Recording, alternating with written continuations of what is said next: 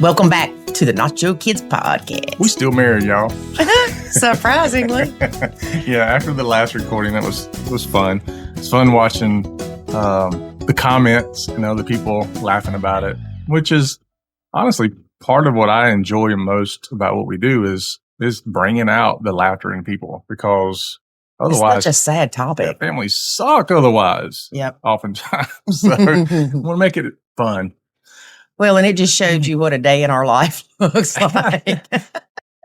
Yeah. We're a hot mess. Okay. So once again, David has no idea what we're going to talk about. We are going to talk about when the stepkid lies on you. Oh, wow. So while David gathers his thoughts, I'm trying to think, okay, has this happened recently? or are you getting this from somewhere else? It's probably the grandkid saying something about you. And then you're like, I didn't do that. Now it'll be the step grandkids, right? Yeah, because he's 3. The oldest is 3. Yeah. We have almost others. 4.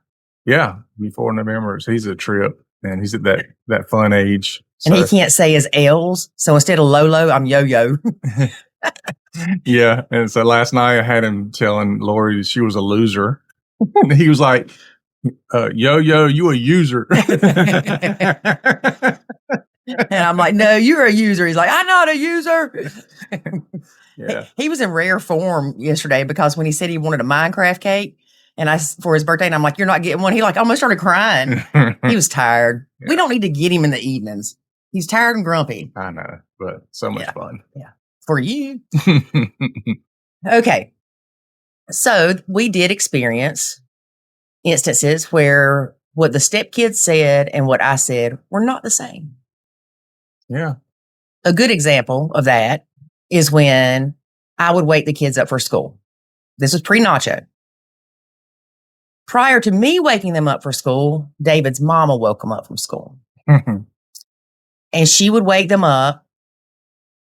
Rise and shine, sweet babies.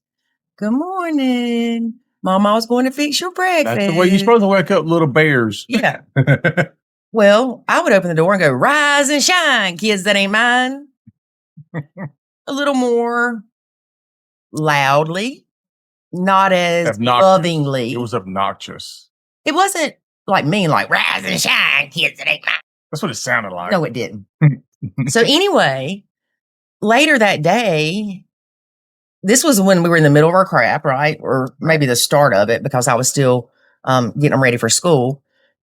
So later that day, I hear that Lori hollered at the kids that morning. And I'm like, I did not holler at those kids. Like, this is a bunch of crap. Here we go.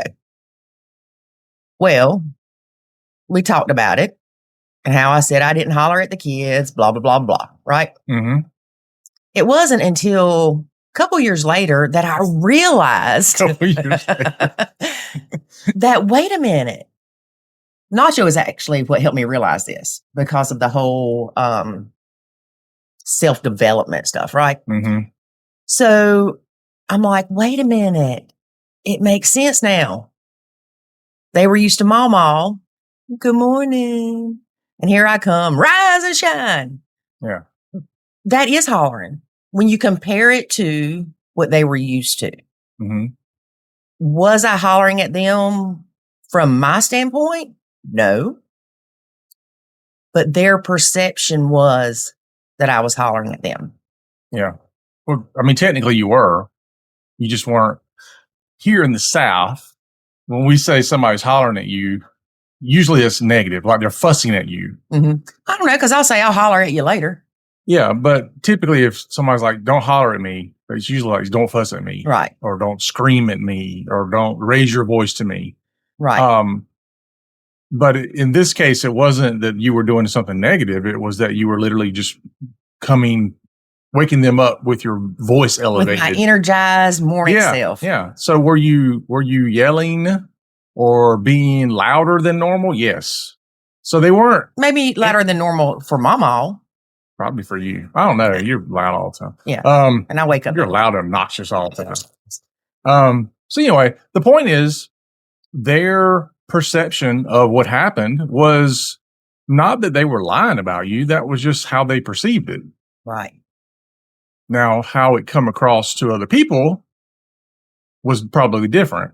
Especially when things were as bad as they were. Oh, yeah, because you automatically default to the worst. Right. Like when they come to me and said, Lori hollered at me, I'm not thinking of the incident that actually happened. I'm thinking you're like over them and like screaming and get your butt out of bed. You can make me late one more time. And I'm going to yank you out of this bed. You know, and that's often what happens when you're in a bad place with anybody. When you visualize in your head what happened, and it happens in an instant. But when you visualize that, you fill in all these story gaps. Right. And you do it in a way that's not accurate and is usually very negative. Well, and all the stuff that we were going through at the time, because if my memory serves me correctly, since I was still taking them to school, we were in the issues, but it wasn't right. It was right before Nacho kind of thing. Right. Right. Because things got a lot worse before the Nacho. And so it's important to be able to look at that from a different perspective. Like the kid's not necessarily lying. It's their perception. And if we would have been in a good place when this happened, your response wouldn't have been, oh, great, she's hollering at my kids. It'd have been like, that don't sound right. But since we were in a bad spot, it just automatically went to that bad spot in your head. Yeah, it is. And it's when you're in those bad places too, it's very hard to have those conversations. Like you and I now, if something does happen, I know I can come to you or you can come to me and we can say, let's have a conversation about an incident. This is what happened, or this is how I perceived what happened. And we have a very civil conversation about it. However, then things weren't as civil. Now, I don't necessarily recall us having too many shouting matches, but there were some. Oh, there was one, but it was after Nacho, and I'll tell you all about that one day. It has to do with David and his button pushing. That's completely different. That was just keep going. Okay. Anyway, the point is when you're in those bad places, it's hard to have those conversations, because if I come to you and I say, Lord, we need to have a conversation about you yelling at the kids this morning. Well, immediately you get defensive. I didn't yell at your kids. And lying little sacks of. Right. It can completely just devolve into chaos and fighting, and then it becomes a bigger problem than it was before. So that's the hard part, and that's where you almost need a mediator. And there are certain rules you should follow. And we talk about this in the academy and some of the courses. There are rules you should follow when you're going to have these crucial conversations. Yes. And two, I'm sitting here thinking that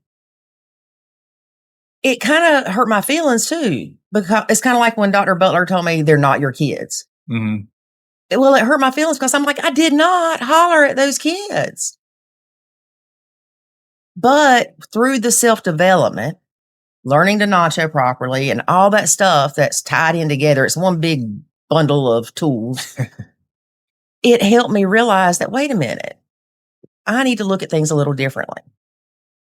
Now, let's talk about the same thing. But in this instance, something happened. I wasn't there. You told me your version. Jackson told me his.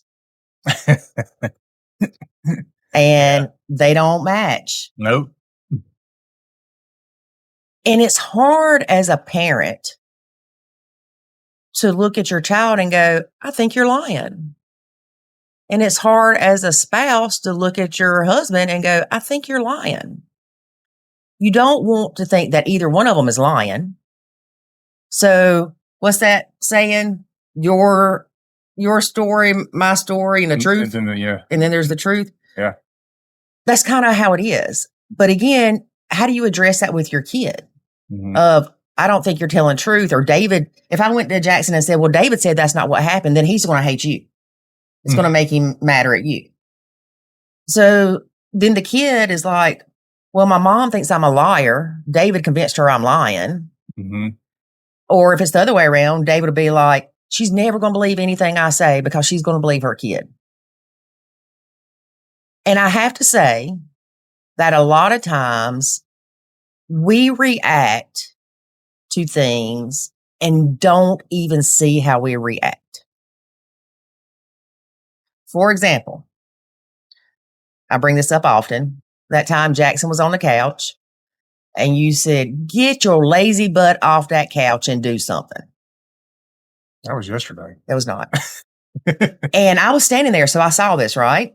Right. And my response was, whoa, whoa, whoa, whoa. Hang on, Nellie. You don't talk to your kids that way. You're not going to talk to my kid that way. And the look that came across your face was like, oh, no. Because I don't even think you realized it. Mm-hmm. And then you realized it when I brought it to your attention. And you're like, yeah, you're right. Which I should have recorded that. It's the only time it's ever happened. That's not true. So again, we have to be aware of what we're saying, how we're saying it. Mm-hmm. And because Jackson could have come to me, David hollered at me and told me to get my lazy butt off the couch. And if I would have went to you and said that, you'd have been like, no, I didn't. Because you didn't realize you did it. Yeah. Well, the other part of that story that we often kind of skip over is at that moment, I really had a choice that I could have went down the road of, you know, I could have just blew up. Like, you know, typically happens. I mean, not around here. Start over. But I had a choice in that moment where I could have blew up and defended myself and talked about whatever, your kid's lazy. I mean, I could have done all this kind of craziness. And that's where my house. Whatever. But that's where a lot of the personal development and self-reflection and all this happens, where when somebody says something to you, you stop for a minute and you say, is this the truth? Or are they seeing something potentially that I'm not seeing? Mm-hmm. And it makes you pause. And yes, you don't respond immediately, but it gives you that ability to go, let me see here. Maybe they've got a point. Right. And then be, have the emotional fortitude to say, you know what? You're absolutely right. Mm-hmm. I did do X, Y, Z, or I was whatever it is. It's okay. And it gives that other person more trust and love for you, because you're able to look at that and go, you know what? You're right. I was out of line. Shouldn't have done that. And how you handled it was great, because I got told I was right. But also you didn't blow up. So it didn't escalate it further, right? It was addressed. It was the end of it. It was the end of it. But I think anytime after that, if you went to say something to Jackson, you checked yourself.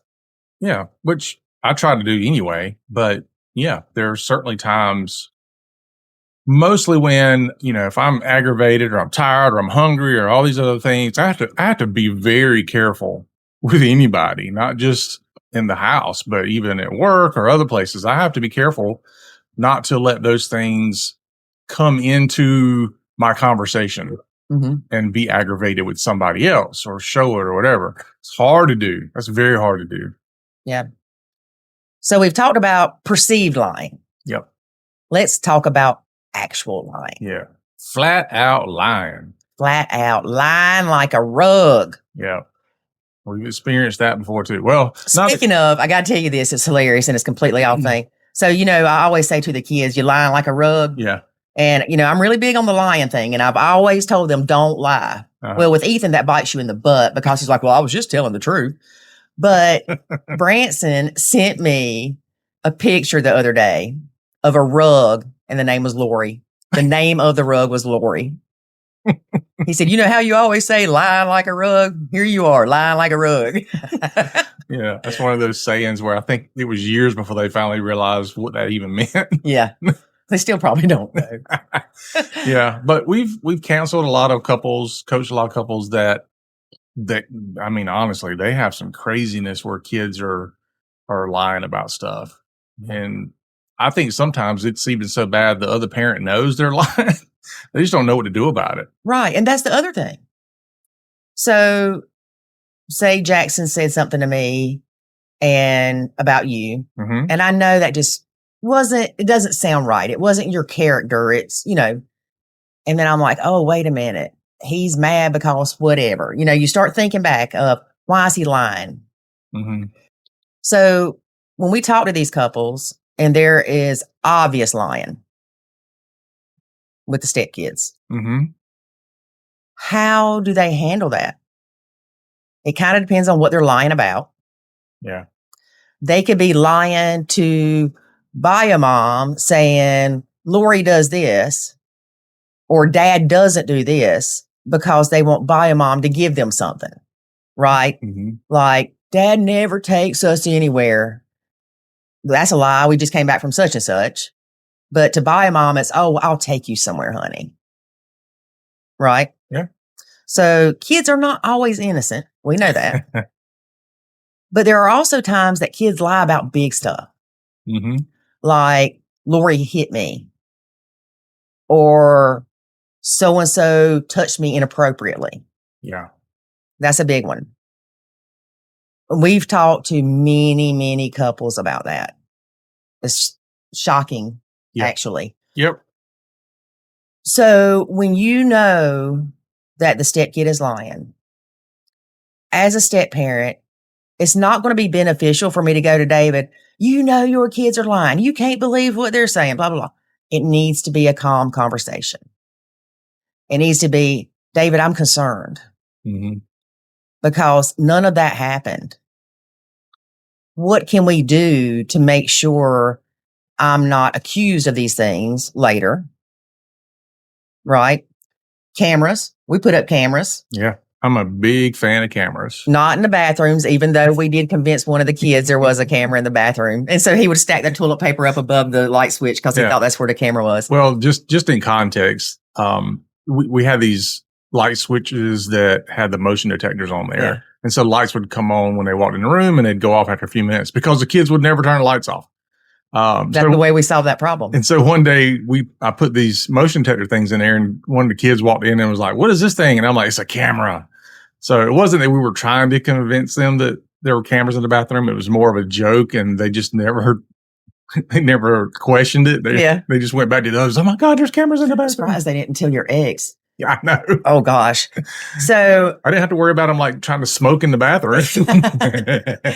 We did have cameras in other places throughout the house. Yeah, common areas. They knew those cameras were there. It was more so for when Jackson was here with them during the summer. Yeah. So I could keep an eye on him because I would pay one of the stepkids to make sure Jackson wasn't hurt.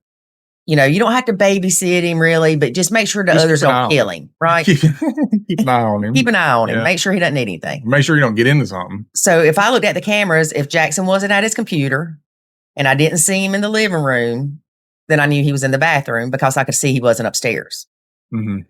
So that gave me some comfort to know where he was and to be able to make sure that they weren't like trying to push him in the dryer or something crazy. Yeah. And we could also turn the audio on the cameras. So, you can so I could holler at them. You could hear if they were doing something, screaming at each other or causing a ruckus. Right. Now, there was a time that with us, and this is also an option, but it's not a permanent option. And that's what you have to understand, where I didn't talk to the kids at all, or where I wasn't left with the kids at all. So there was no chance that they could say I did something. Yeah. And for a lot of couples, that's where we tell them to start. Like, you don't need to be left alone with them at all. Yep. Now, until things settle down. And just to clarify, I was never accused of touching the kids inappropriately. It was the hollering at them. Right. I don't even think they ever said I hit them. No. But anyway. I don't think you ever touched them at all. No. That one time to you who almost went down to blows though.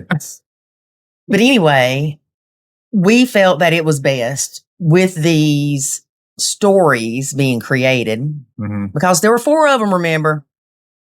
And you'd be like, yeah, just tell Daddy Lori did this and we'll get her out of here. So I was no longer left with the kids alone. That removed the possibility that they could say anything that I did. Yeah, because for us, the biggest things were you were mean to them. Mm-hmm. You did things mean to them. And I'm not saying you did. This is their perception of their stories. You were doing things that were mean to them. You like were to brush your teeth. God forbid. You were showing favoritism to Jackson, like overtly. They made it sound like you would feed him and not them, kind of thing. It was just. And that was not the case, you know that. No. So, those are the things that we dealt with, which is mild in comparison to many, but it's still not, untruths, lies that were being used. And for the most part, it was because the kids were in a position at an age where, like, they don't want Lori here and they want their parents back together, maybe, but they certainly. And they were getting fed from the other. Oh yeah. Not just the other side, but your mama. Yeah. There were many other factors at play. Mm-hmm. So one thing that we need to address is if you have been accused of doing anything wrong to these kids, don't be alone with them. If David's kids would have said I was abusing them or hitting them, now look, those kids were crazy. I could honestly see one of them hitting the other saying Lori did it. That's where this bruise came from.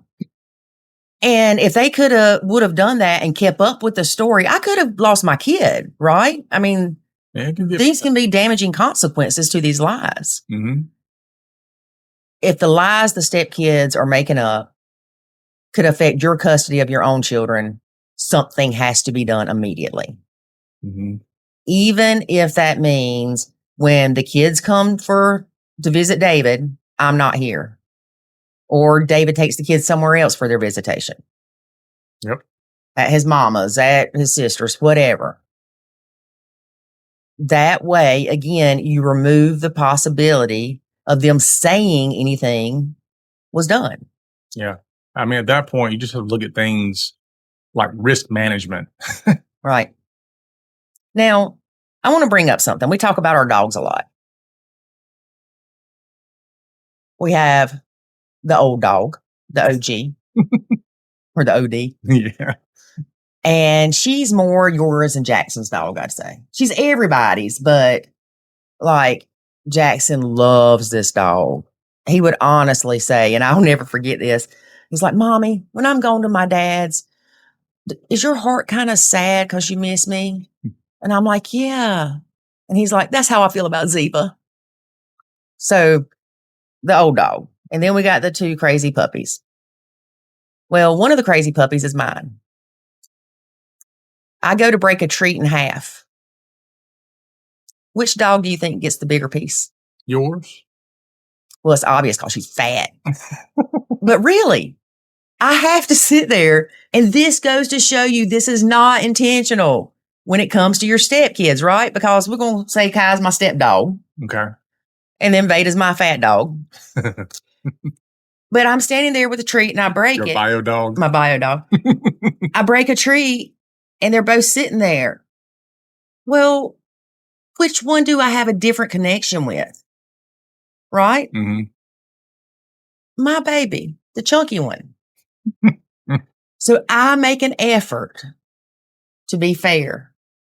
I don't. I always give her the smaller treat because she's already chunky. See? But I try to be fair with the puppies. The OG, she gets a whole one regardless because she don't even have to sit or anything for it. But with the puppies, I have to consciously go, you know what? I'm going to give the step dog the bigger treat this time. The step dog. Why are you laughing? It's true. Yeah, because I do the same thing. Okay, you're fixing pizza for your kids. You're throwing pizza on a plate. All the kids, step kids included. Mm-hmm. The piece that looks the best, are you going to give that to the step kid? I'm not fixing a plate for the step kid at all. Fix plate for my kid. Okay, you're fixing a plate for everybody because I'm incapacitated or whatever. Yeah. No, you're right. Unless I'm probably consciously thinking about it, just subconsciously, I'm probably going to give all my kids the better pieces. Right, the better pieces, the not burnt pieces, mm-hmm. the pieces with most toppings. Right. But it's not really a thought process. No, not usually. It's just you want your kids to have the best. Of course. Mm-hmm. Is that wrong? No. It's reality. Yeah. And just wait till they start dating and you have that mentality that you want your kids to have the best. You can't choose that for them. I know.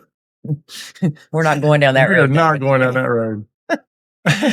All right. But if you pay attention to things, and it's not even your stepkid, maybe, or your stepkid and your bio kid, maybe it's your niece and their friend.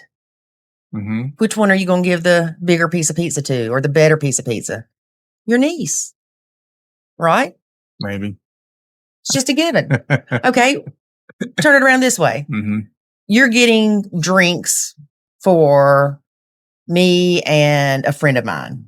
Okay. We're sitting at something, right? Mm-hmm. One of the drinks looks a little flat when they pour it. Are you going to give that drink to me or are you going to give it to my friend? Is it your hot friend? I'm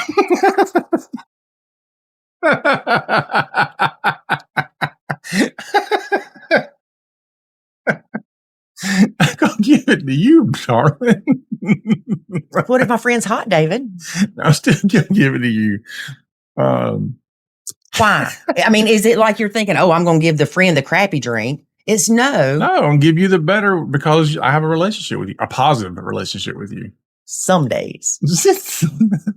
But again, it's not a thought process of let me give them the crap and Lori the good stuff. Right. It's because of the relationship we have. And you cannot deny the biological bonds that you have with your biological kids. Right.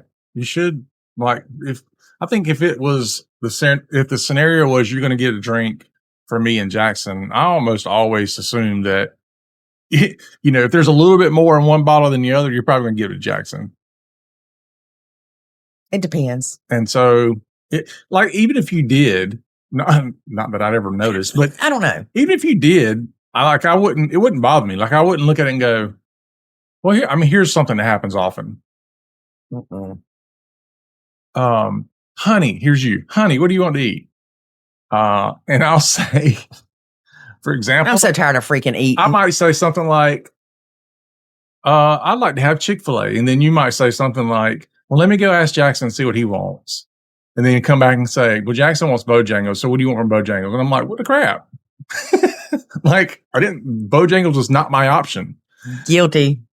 So, because I know that you'll eat pretty much anything. I will, but that's the point. That's the point I'm trying to make is you made a decision to choose his option over mine, but I don't care about that. Like, that's inconsequential to me. Well, now the other day, I will say, he wanted Chinese and you wanted Japanese.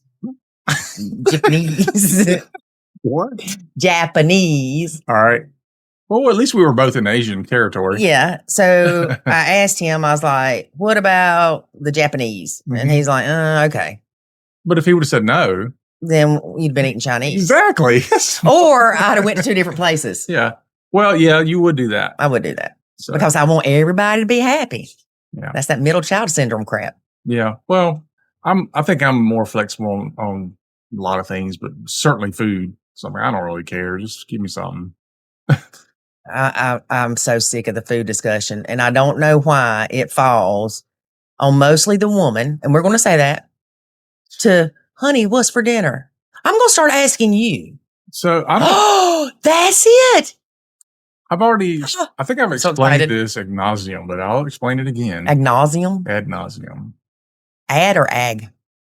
Ad nauseum. Ad nauseum. Whatever. Too much.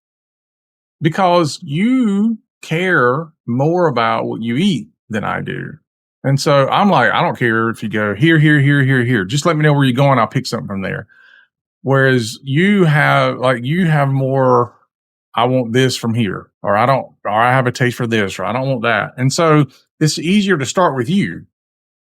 What do you want? And then I will narrow down my choices from there. Because if you ask me what I want, here's a normal situation.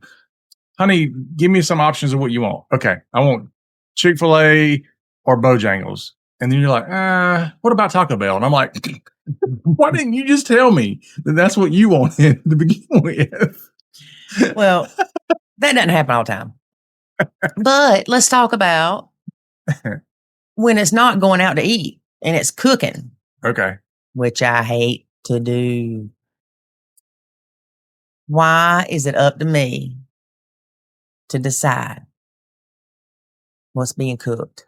Because I care so much about you that what you want matters. I want to not cook. I want to not have to decide what's for supper. Okay, we're getting off topic. I want to not way off topic.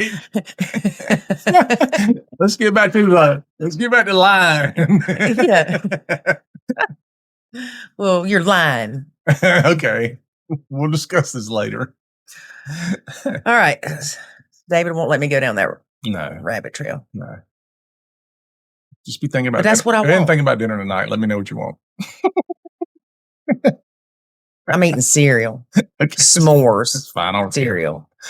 S'mores. All right. Anything else on the line topic?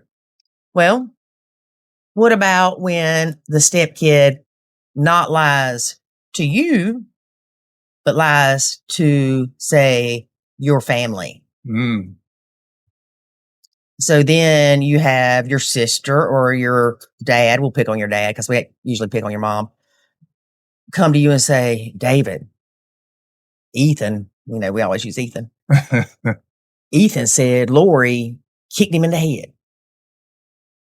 I'll be like, she can't raise her leg up like that. I actually did kick him in the head one time by accident. Remember at Monkey Joe's? Well, for the first rule, if there's rules, the first rule is there needs to be rules. Yeah. The first rule is there needs to be rules. Yeah. You definitely need to let the person, the family member handle that. The family member being like me. I'm the family member. I'm the biological person. In other words, don't let the step parent shouldn't be addressing that with that stepkid's family member. So Papa shouldn't come to me and say something to me. He shouldn't, but if he does, your response would be you need to talk to David. Yeah, you need to take that up with David. And you shouldn't put it on me to deal with it with Papa. Yeah. Or you hear about it and then you go to him. Right. And whatever the case might be. Let the family stuff stick with the family. Even if it's brought up in your presence. Like, walk away. Yeah, be like, I'm going to let you guys talk through this. I'm going to the bathroom. Mm-hmm. I'm going to Taco Bell. Because when we are accused falsely of something, we get defensive. Yeah. Which is an emotion. And then it's easy to let that emotion take over to where nobody's hearing anything that's being discussed. No. And then the problem becomes your response, not the actual incident that you're supposed to be discussing. Right. So. And then you could turn to me and say, hey, I want to talk to you about something. Apparently one of the kids told Dad that you kicked him in the head. And I need to figure out where that's coming from. Not automatically, did you kick my son in the head? Why did you kick my son? Or why did you kick my son in the head? But let's talk about this. Let's figure out. Now, if he's got a shoe print on the side of his face, you're like, somebody kicked him in the head. So let's figure out what's happening. Right. Calmly. Mm-hmm. Yeah. Because if it's, in that scenario, you got two choices. Either it was an accident or it was malicious. Right. If it was an accident, deal with it like an accident. Give it the proper emotional weight. Mm-hmm. What if it didn't happen at all? Yeah. If it was on purpose, yeah, you got bigger issues to talk about. Right. And if you come to me and I say that never happened, as a parent, how do you handle that? Because you've got your dad saying that Ethan told him I kicked him in the head. Mm-hmm. No, Ethan hadn't talked to you about it. But then you talk to me and I'm like, that didn't happen. So how do you handle that as a parent? I think for me, what I would do is, go back to the kid, probably do it each one of you. But so my dad in this scenario, my dad's not even part of the conversation right now. He's just relaying information. Yeah. So I'm not going to talk to him right now.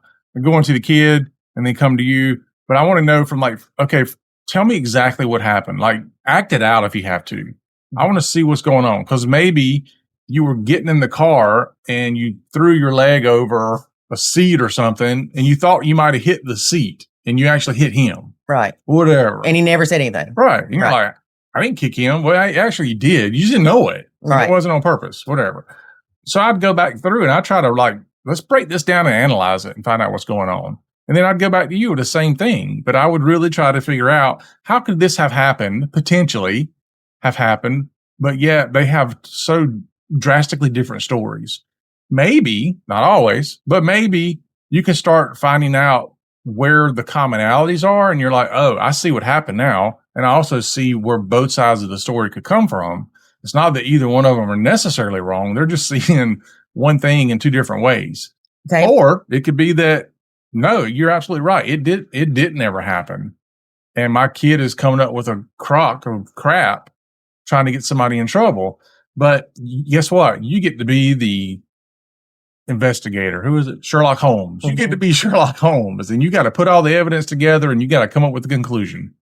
And I think it's important, if you realize your kid is not being honest, that you don't call him a liar, but you talk about how it's so important to be truthful so people believe what you're saying and things like that. You want their word to mean something.